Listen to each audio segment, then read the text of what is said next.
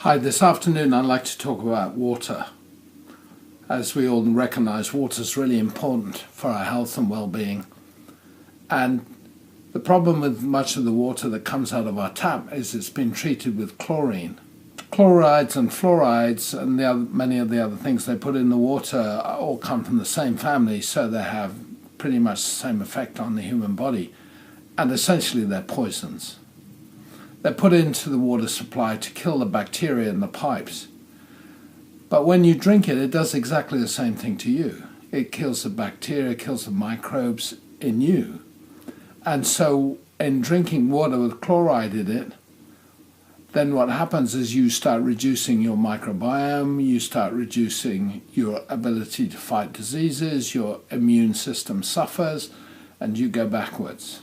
It therefore doesn't make sense for us to go taking probiotics and looking after our health and then drinking water containing chlorides, because the chlorides will just reverse all that stuff for us. There's a lot of research being done on here. I've got some on my computer here, and one of them says 50 to 60% higher levels of chlorination in the breast tissues of women with breast cancer than women without breast cancer.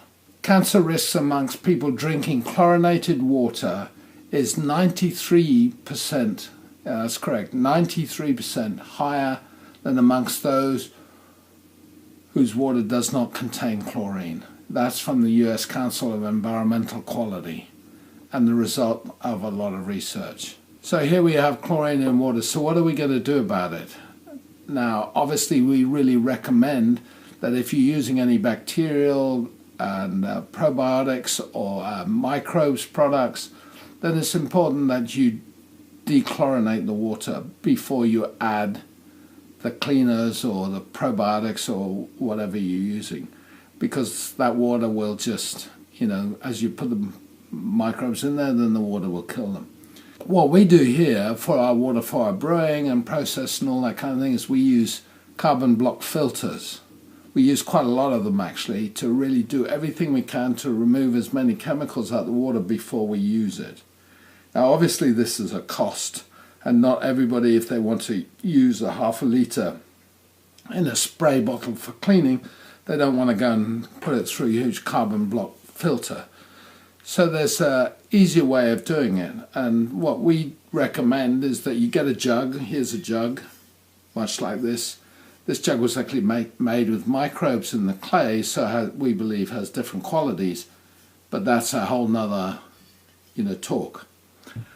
So get a jug like that and fill it up with the water that you want to use and let it sit. Let it sit for at least half an hour to an hour is good, because when you put water in an open top vessel, something that's open to the atmosphere, many of the chlorides and fluorides will then evaporate, therefore will have less harmful effect on you.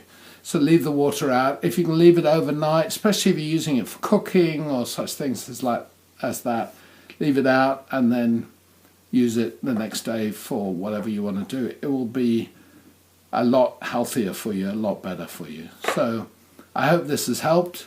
Little chat about how to dechlorinate your water. Just let it evaporate and it'll be better for you. I believe in the future we'll look back at the time of, now we put so much chlorine in our water over the years, as sort of akin to cigarette smoking. People always said it was a good thing and didn't harm you, and the water people say similar things about chlorine in water, but the research is showing a very, very different picture.